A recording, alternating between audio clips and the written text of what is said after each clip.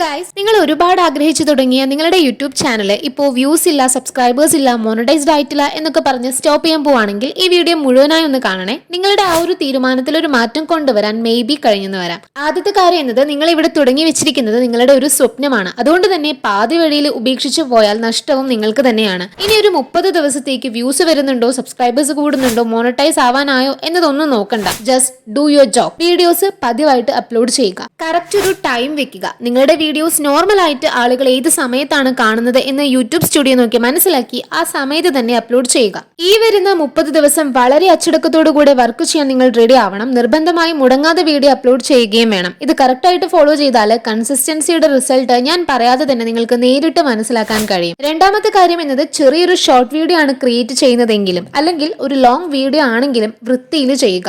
Video quality നന്നായിരിക്കണം. അതേപോലെ തന്നെ ഓഡിയോ ക്വാളിറ്റിയും ഇമ്പോർട്ടൻ്റ് ആണ്.